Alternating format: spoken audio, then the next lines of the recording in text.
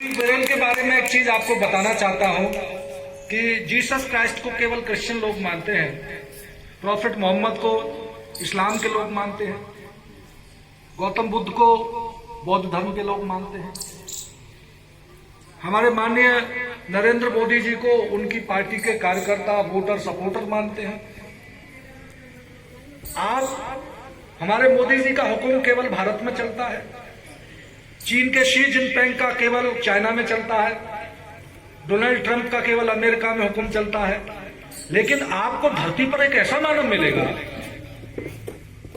जो किसी भी देश की, जो 200 से अधिक देश हैं, किसी भी धर्म के हों, किसी भी जाति के हों, किसी भी जेंडर के हों, गरीब हों अमीर हों, अगर वो दृष्टिबाधित हैं तो उनको सम्मान, शिक्षा, पुनर्वास, शिक्षण, प्रशिक्षण और जितना भी बंद ज्ञान था, चाहे वो विज्ञान का हो, धर्म का हो या किसी भी प्रकार का ज्ञान हो, जिस प्रकार से शरीर को संचालित करने के लिए चेतना की आवश्यकता होती है, ऐसा ही किसी ज्ञान को प्राप्त करने के लिए एक लिपि की आवश्यकता होती है।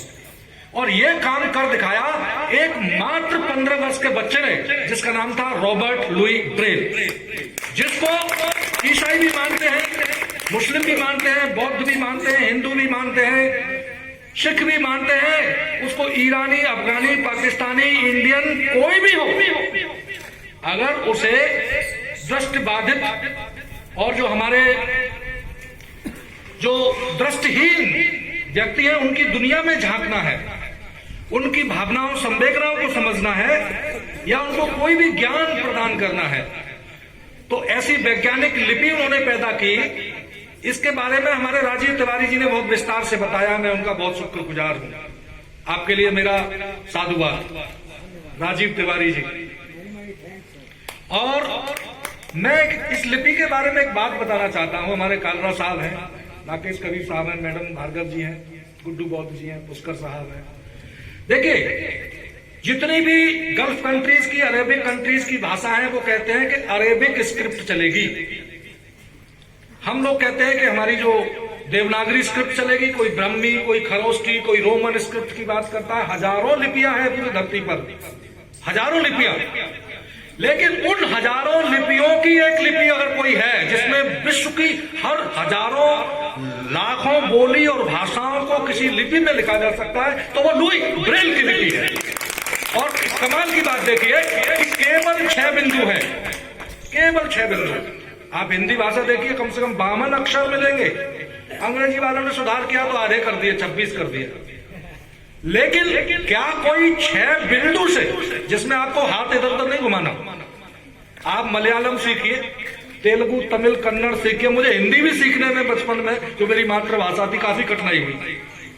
लेकिन आप लुई ब्रेल को सीखने का केवल इच्छा जागृत करिए, आप इसे आसानी से सीख सकते हैं। केवल 6 डॉट की भाषाएं और 1 2 3 4 5 6, बस इस तरीके के 2 कॉलम, और बस इसके आधार पर आप दुनिया की कोई भी भाषा, कोई भी लिपि, कोई भी बोली हो, और उसके जितना भी ज्ञान समाया हुआ है, आप उसको ब्रेल की लिपि में कन्वर्ट कर लीजिए। और जितने भी दृष्टिबाधित लोग हैं उनको आप ज्ञान का प्रकाश दे दीजिए। आप शरीर की आंखें भली चली जाए, लेकिन लुई ब्रेल ने अपनी लिपि से उन्हें आंखें प्रदान कर दी। जो हम आंखों से काम करते हैं, वो दृष्टिबाधित लोग, जो हमारे विजुअली हैंडीकैप्ड बहन और भाई हैं, वो उस काम को लुई ब्रेल के उन 6 बिंदुओं से कर सकते हैं। और इतनी वैज्ञानिक भाषा। मैंने जब इसका देखा, मैंने कहा ये तो एक यूनिवर्सल स्क्रिप्ट, हमारे पूरे ब्रह्मांड की लिपि के रूप में इसकी संभावना है अगर इस पर काम किया जाए तो। ब्रह्मांड की लिपि, केवल ग्लोबल लिपि नहीं। अगर हम मंगल और चांद पर जाकर रहने लगे और अगर हमें संप्रेषण करना हो, कम्युनिकेशन, बातचीत करनी हो, रीडिंग राइटिंग करनी हो, अंधेरा हो, लाइट ना हो, गुफाएं हो, आप इस लिपि के माध्यम से अपने विचारों का आदान प्रदान कर सकते हैं। ये लुई ब्रेल का कमाल है, केवल 15 साल के बच्चे का। और लोग कहते हैं कि हमारे जो दृष्टिबाधित, दिव्यांग, दृष्टि दिव्यांग है, वो दया के पात्र हैं, वो खैरात के पात्र हैं। नहीं, इन्हें यह समझना होगा कि ये भी समाज में हम जैसे जो सामान्य शरीर वाले लोग हैं उनसे कम योगदान नहीं कर सकते। ये समाज के महत्वपूर्ण मानव संसाधन है और ये इन्होंने लुई ब्रेल की लिपि के माध्यम से कर दिखाया है। बड़े बड़े वैज्ञानिक बने हैं और बड़े बड़े शासक प्रशासक बने हैं, प्रोफेसर बने हैं, बड़े से बड़े उद्योगपति और पूंजीपति बने हैं, कारखानेदार बने हैं। तो इसलिए आप हमारे एक जो भाई हैं उन्होंने अपनी पीड़ा एक गायन के माध्यम से, गीत के माध्यम से प्रस्तुत की। तो मैं कहना चाहता हूं कि दुनिया में इतनी विविधताएं हैं, ह्यूमन डायवर्सिटी है। किसी की तो हाइट कम है, किसी का वजन कम है, किसी के पैर में कुछ प्रॉब्लम हो सकती है, कोई काला है उसकी ये समस्या है, कोई ज्यादा गोरा हो गया उसकी ये समस्या है, कोई महिला पैदा हो गई उसकी ये समस्या है, पुरुष पैदा हो गए बोले महिला। देखिए कोई भी अपनी जो वर्तमान स्थिति है उससे संतुष्ट नहीं है धरती पर। अपनी इस पीड़ा को ये समझिए कि प्रत्येक मानव दुखी है, दुनिया में दुख है। हर व्यक्ति किसी न किसी प्रकार की, चाहे वो पेट की पीड़ा से, शरीर की पीड़ा से, मन की पीड़ा से व्यथित और दुखी है। तो आप ये मत समझिए कि हमारे पास कोई पीड़ा नहीं है, इसलिए अपनी पीड़ा को भूलिए। आपकी जो सामर्थ्य है वो हम में भी सामर्थ्य है। बस इतना है कि मैं प्रिंट को आंखों से पढ़ता हूं, आप ब्रेल की लिपि को अपनी उंगलियों के स्पर्श से पढ़ते और समझते हैं, इसमें कोई अंतर नहीं है। और देखिए दृष्टि बाधित तो हर एक उम्र के साथ हर व्यक्ति को होना ही, मुझे भी होना है। अभी देखिए ये चश्मा है मेरे पास, जब मुझे पढ़ना होते हैं छोटे छोटे अक्षर, तो अब आप देखिए ये दृष्टि बाधिता है। तो आप ये अपने आप को किसी से कम या अलग मत समझिए। आप समाज का बहुत महत्वपूर्ण अंग है, आपके बगैर समाज पूरा अधूरा है, मानव समाज पूरा अधूरा है। ह्यूमन फैमिली में हर किस्म के सदस्य होते हैं, मानव परिवार है हमारा ये। अब इतनी बात तो मैं लुई ब्रेल के बारे में, बाकी सब बातें बता दी गई हैं। मैंने इस लिपि की महत्ता के बारे में आपको बताया। आज का दिन यूनाइटेड नेशंस ने अभी 2018 में नवंबर में वर्ल्ड डिसेबिलिटी डे घोषित किया है। 2018 में पहला विश्व वर्ल्ड ब्रेल डे, पहला विश्व ब्रेल दिवस 2018 में मनाया गया, 2019 में दूसरा, आज ये तीसरा वर्ल्ड ब्रेल डे है, विश्व ब्रेल दिवस। मैं आपको बस 2-4 मिनट में एक बात कहना चाहूंगा। मैं विद्यार्थियों को और अपने जो शिक्षक हैं उनको और हमारे संस्थान के साथी हैं उनके बीच में मैं कुछ डिस्कशन करना चाहता हूं कि पहले हम धर्म के, जैसे इस्लाम में जकात की, खैरात की व्यवस्था है, हमारे हिंदू धर्म में दान की व्यवस्था है, बौद्ध धर्म में पारमिताओं की व्यवस्था है, ऐसे ही ईसाई धर्म में भी उस प्रकार की सर्विस की, सेवा की व्यवस्था है। ऐसे ही अगर आप साईं बाबा के हैं तो वहां पर भी सेवा, सबूरी, श्रद्धा, इस प्रकार की सेवा को हर जगह स्थान दिया गया है। और जितने भी लोग हैं जो किसी भी प्रकार की शरीर की व्याधि से पीड़ित हैं या किसी भी प्रकार से विकलांगता, किसी दिव्यांगता का शिकार हैं, उनके लिए खैरात, दया, और या सरकार जब आई तो उन्होंने कल्याण की दृष्टिकोण अपनाया, वेलफेयर अप्रोच। लेकिन साथियों मैं ये बताना चाहता हूं, अब हमें अपना दृष्टिकोण बदलने की जरूरत है।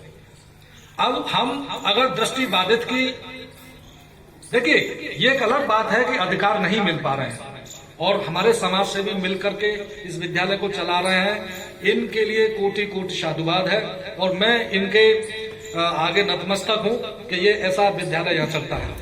लेकिन फिर भी मैं इन अपने दृष्टिबाधित भाई बहनों को बताना चाहता हूं, छात्रों को, शिक्षकों को बताना चाहता हूं कि ये 2006 में संयुक्त राष्ट्र संघ ने एक United Nations convention on rights of persons with disability, UNCRPD बोलते हैं उस शॉर्ट में, 2006 में पास किया। उसको विश्व के लगभग 190 देश उसको हस्ताक्षरित कर चुके हैं और बाकी के करीब 150 देशों ने उसको रेटिफाई किया हुआ है। हमारे देश की पार्लियामेंट में भी उसको रेटिफाई किया हुआ। रेटिफाई से मतलब संसद से कानून की तरह वो पास हुआ है, जैसे कोई बिल पास होता है, ऐसे वो अब बाध्यकारी है। हमारी ये जो सरकार है वर्तमान, ये मेरे ख्याल से लगभग पूरे विश्व में ऐसी सरकार है जिसने एक बहुत बड़ा क्रांतिकारी कदम उठाया। मैं इसके लिए सरकार को बधाई इसलिए देना चाहता हूं कि मैंने दुनिया के बहुत सारे कानूनों का अध्ययन किया है जो हमारे दिव्यांगों से संबंधित हैं, लेकिन भारत का जो कानून है वो इतना क्रांतिकारी है कि अमेरिका का कानून इतना क्रांतिकारी नहीं है। ये आप समझिए, ये हमारे मोदी जी की क्या कृपा बरसी कि जो यूनाइटेड नेशंस में प्रावधान थे उससे भी ज्यादा अच्छे प्रावधान हमारे देश के कानून में है। इसके लिए हमारी सरकार, हमारा पूरा भारत का समाज बधाई का पात्र है। यूनाइटेड नेशंस में नंबर 1 स्थान है हमारे देश का। इस प्रकार के अधिकार कानूनी रूप से प्रदान किए गए हैं, लेकिन सबसे बड़ी प्रॉब्लम हमारे देश में उसके क्रियान्वयन की है। और क्रियान्वयन इसलिए नहीं हो पाता कि जिनके लिए वो अधिकार दिए गए उन्हें उसकी जानकारी नहीं है, लोक जागृति नहीं है। ऐसा नहीं है कि दिव्यांगों के लोग अधिकार नहीं देना चाहते। हकीकत तो यह है कि बहुत से लोगों को यही नहीं मालूम है कि क्या अधिकार है, अधिकार है क्या। उन्हें जो दया भाव अंदर से उत्पन्न होता है उससे वो लोग मदद कर देते हैं।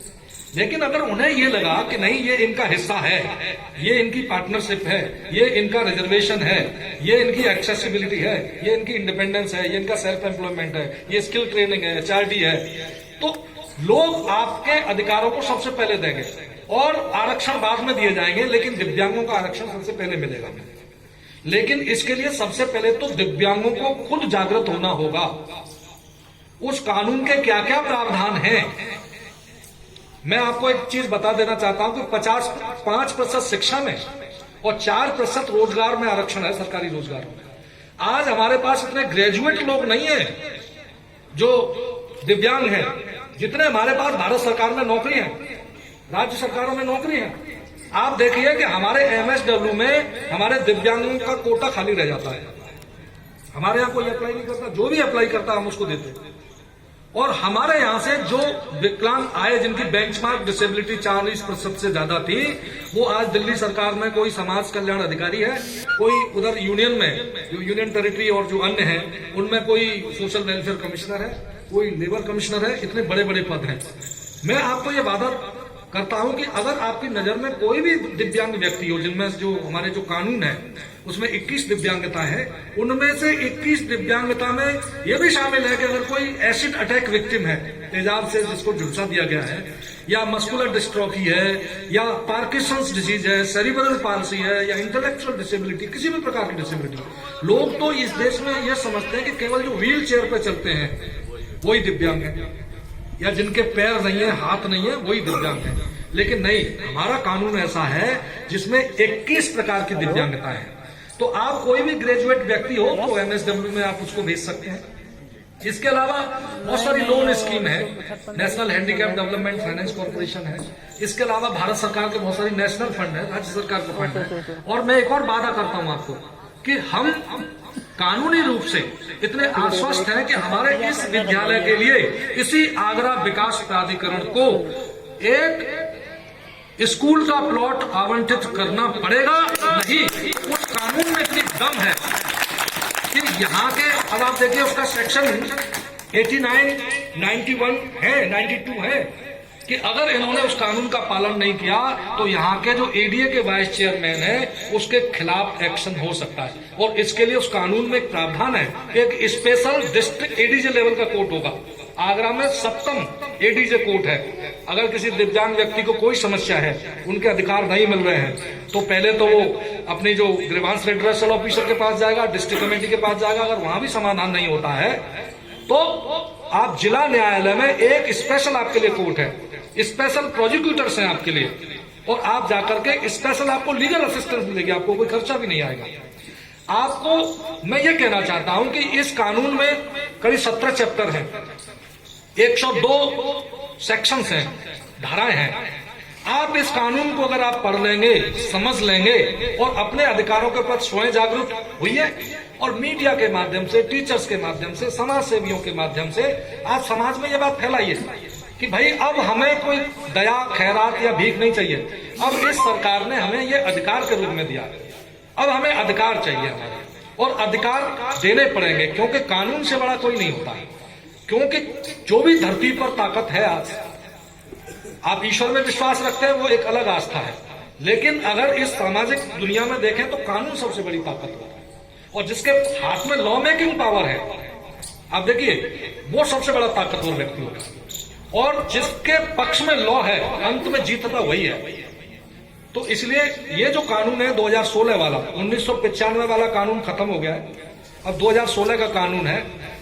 मैं ये चाहता हूं कि 8-10 बार आकर के इन सब विद्यार्थी और टीचर्स को बैठ करके हम उस पर चर्चा करें, जिससे कि आप खुद पहले अवगत हो जाएं फिर हम क्या कर सकते हैं कि लोगों में जागृति आए और हर बिल्डिंग, अस्पताल, डिस्पेंसरी, पब्लिक ऑफिस और पब्लिक बिल्डिंग, मॉल, सारे चीजें एक्सेसिबल हो। 2015 से हमारी सरकार ने, केंद्र सरकार ने एक इंडिया सुगम्य भारत अभियान, एक्सेसिबल इंडिया कैंपेन शुरू किया है। उसको जगह जगह आप बताएंगे, हम लोग पैम्पलेट बांटेंगे, मीटिंग करेंगे, और इवन टीचर्स को, डॉक्टर्स को, नर्सेज को, जजेस को, लॉयर्स को, ऑफिसर्स को, जितने भी लोग हैं उन सबको सेंसिटाइज करने का, संवेदनशील बनाने का, जागरूक करने का उस कानून में प्रावधान है। अब आप पहली बार तो उस कानून जो केंद्र सरकार का है और उसके नियम भी है, राज्य सरकार के भी नियम है, उनके तहत अब आप एक अधिकार की तरह वो अपने हकों को मांग सकते हो और उन्हें देना पड़ेगा, क्योंकि वो अपनी जेब से या अपनी पैतृक संपत्ति से नहीं दे रहे हैं। ये चूंकि आप इस कुदरत और इस प्रकृति में बराबर के भागीदार हैं, आपकी भागीदारी आपको मिलेगी। और बस इन बच्चों से मैं कहना चाहूंगा कि देखिए 2.68 करोड़ तो दिव्यांग व्यक्ति 2011 में थे, और अब जब 21 विकलांगताएं हो गई है 3 गुनी, तो करीब 6-7 करोड़ अब 2021 की जनगणना में हो जाएंगे 6 करोड़ लोग। तो अब आप ये मत समझिए कि हर एक को आप में से नौकरी मिलेगी, आपको भी मेहनत करनी पड़ेगी, क्योंकि उन 60 करोड़ों के बीच में कंपटीशन होगा, आप समझिए, क्योंकि वो शिक्षा भी ग्रहण करेंगे और उनमें भी मेहनत होगी। तो आप मेहनत से पढ़ाई लिखाई करें, स्किल्स सीखें, ब्रेल लिपि सीखें। कोई चीज समझ में नहीं आ रही है तो उसको रिकॉर्डिंग के तहत, अब तो इतना है कि यूट्यूब पर बहुत सारे लेक्चर आप जो है सुन सकते हैं, आप देख नहीं सकते, आप सुन सकते हैं आराम से और उन्हें समझ सकते हैं। और इसके अलावा एम्पलीफाइंग और ग्लासेस, उनसे भी। तो इस कानून के बारे में जितना हम लोगों को बताएंगे उतना हम लोगों को शिक्षा, प्रशिक्षण, स्वावलंबी और उनके रिहेबिलिटेशन का काम कर सकेंगे। और यही नहीं, मैं जो हमारी भारत सरकार है, अभी उसने एक ऑप्शनल प्रोटोकॉल होता है उस कानून में, जो यूनाइटेड नेशंस का कन्वेंशन है, वो अभी साइन नहीं किया है। हम प्रयास कर रहे हैं कि भारत सरकार उसको शामिल करे और उसको ऑप्शनल प्रोटोकॉल पर भी साइन कर दे। उससे यह अधिकार मिल जाएगा कि अगर कोई राज्य सरकार या केंद्र सरकार आपका कोई अधिकार नहीं देती है या बार बार उल्लंघन होता है, तो आप यूनाइटेड नेशंस की कमेटी है, पूरे संसार भर के उसमें प्रतिनिधि है, उसमें डायरेक्ट कंप्लेंट कर सकते हैं। वो अभी हमारी सरकार ने ऐसा नहीं किया। उसके लिए कारण है क्योंकि अभी हमारा देश विकासशील है, बहुत सारे उसके प्रावधानों को इंप्लीमेंट करने के लिए संसाधनों की भी आवश्यकता होती है। लेकिन फिर भी हम सरकार से प्रार्थना करते हैं, विनय कर रहे हैं, आप लोग जब संगठित हो जाएंगे, अपने अधिकारों के प्रति अवेयर हो जाएंगे, तो आप एक विद्यालय नहीं, स्वामी प्रताप सिंह बघेल, राकेश कबीर जी और इस विद्यालय के संस्थापक महोदय, आप पूरे भारत में नहीं बल्कि पूरे भारत में तो है ही निश्चित, लेकिन विश्व के अन्य देशों में भी दृष्टिबाधित लोगों की सेवा कर सकते हो। ऐसे स्कूल जगह जगह खोल सकते हो। तो उस कानून में इस प्रकार का प्रावधान है कि 5% भूमि तो आपके लिए आरक्षित है ही। क्या उसमें स्कूल बनाइए, अपना आवास बनाइए, हॉस्टल बनाइए। बाकी का हमारे कालरा साहब हैं, हमारी मैडम प्रतिमा भार्गव जी हैं, राकेश कबीर साहब, पुष्कर साहब, गुड्डू बॉब जी, अन्य लोग भी हैं। और मैंने काफी समय ले लिया है क्योंकि कानून तो वो बहुत बड़ा है। मैं उस पर करीब 1-1 घंटे के करीब 15 क्लासेस लेता हूँ।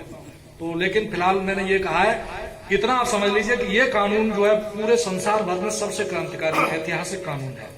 मैंने विश्व के बहुत सारे कानून देखे हैं, इंडिया का कानून सबसे स्ट्रांग है। बस अब हमें अधिकारियों से उसको क्रियान्वित कराना है, उसके लिए जागृति समाज में हमें फैलानी है, मीडिया के माध्यम से, समाज सेवियों के माध्यम से, स्कूल, कॉलेज, यूनिवर्सिटी के माध्यम से। और जैसे ही जागृति फैलेगी तो उसका क्रियान्वयन भी शुरू हो जाएगा। बहुत से लोग तो अनजाने में भी उस कानून का उल्लंघन कर जाते हैं, उन्हें नहीं मालूम कि इस प्रकार के कोई प्रावधान है।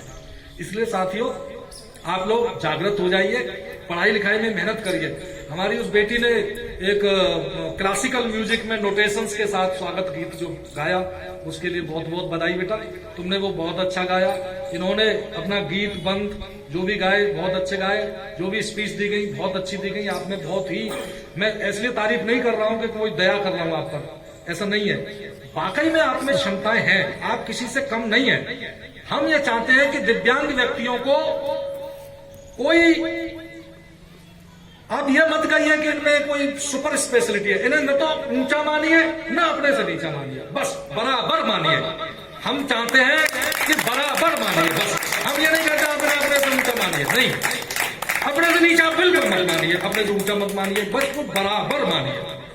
और जब इन्हें राइट टू इक्वलिटी, जो ऑर्डिनरी लाइफ है, जो सामान्य व्यक्तियों की जीवन है, वो इनकी हो जाए, बस यही उस कानून का उद्देश्य है। उसी संयुक्त राष्ट्र संघ का जो संकल्प है, जो कन्वेंशन है, उसका लक्ष्य वही। हमारे ये समाज सेवी कालरा साहब हैं, कबीर साहब हैं, हमारे स्वामी जी हैं, अन्य जो हमारे शिक्षक विद्यार्थी, सभी का उनका लक्ष्य यही है।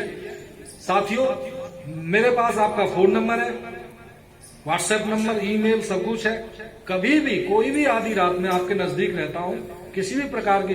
उस दिन भी मैंने कहा था कि कोई समस्या आई थी तो आप मुझे फोन करते, लेकिन आपने समस्या को खुद सुलझाने के बाद फोन किया। चलो, मुझे खुशी ये है कि आपने अपनी समस्या खुद सुलझा ली, ये इसके लिए भी आप बधाई के पात्र हैं, क्योंकि ये आपके स्वावलंबन होने का एक ये संकेत है, स्वावलंबी होने का। थैंक यू वेरी मच, आपने मुझे बुलाया और इतनी मेरी देर तक बातें सुनी। और फिर से मैं आपको पूरा 212वीं सर रॉबर्ट लुई ब्रेल की जन्म दिवस की बहुत बहुत हार्दिक शुभकामनाएं प्रेषित करता हूं। नमस्कार, जय हिंद, जय भारत। धन्यवाद सर, आपने बहुत ही बारीकी से हम लोगों के अधिकार के बारे में बताया और हम आपका आशीर्वाद समय समय पर लेते रहेंगे। तकनीकी सहायता आपसे हम जरूर लेते रहेंगे, आपकी कलम की ताकत का हम जरूर उपयोग में लाएंगे और इस विद्यालय के माध्यम से हम जितने भी अधिकार दिला पाए बच्चों को वो हम देंगे। तो इसी श्रृंखला में थोड़ा और आगे चलते हुए मैं अपने बहुत साहब से, यानी गुड्डू बहुत जी, होटल वाले भैया के नाम से सब बच्चे जानते हैं, तो मैं उनसे अनुरोध करूंगा कि आप भी अपने 2 शब्द हमारे बीच रखें इस अवसर पर। सबसे पहले सर रॉबर्ट लुई ब्रेल की जन्म जयंती पर आप सभी को मेरी तरफ से बहुत बहुत बधाई, मंगल कामनाएं। साथियों, संस्था के जो भी पदाधिकारी गण हैं, जिस तरह से आप छात्र छात्राओं का जो कुशल नेतृत्व कर रहे हैं, उनके लिए भी मैं बहुत बहुत साधुवाद देना चाहूँगा कि हमारे बीच में वो आज बैठे हुए हैं और हम उनके लिए उन सानिध्य में यहाँ बोल रहे हैं, कुछ कह रहे हैं, आपका मार्गदर्शन कर रहे हैं। साथियों, पिछले 2 साल से घर में विशेष अवसर पर आपके साथ खाना खाने का अवसर मिल रहा है, आपकी सेवा करने का जो अवसर मिल रहा है, वो सब संस्था के पदाधिकारियों की वजह से संभव हुआ। उसके लिए मैं पुनः बहुत बहुत साधुवाद देना चाहूँगा और एक गीत के माध्यम से अपना एक प्रस्तुति दे रहा हूँ, जो कि बहुत ही कम शब्दों में समय का अभाव है, तो शुरू कर रहा हूँ। कि खुसरो दरिया प्रेम का और उल्टी बाकी धार, कि खुसरो दरिया प्रेम का और उल्टी बाकी धार, और जो बुरा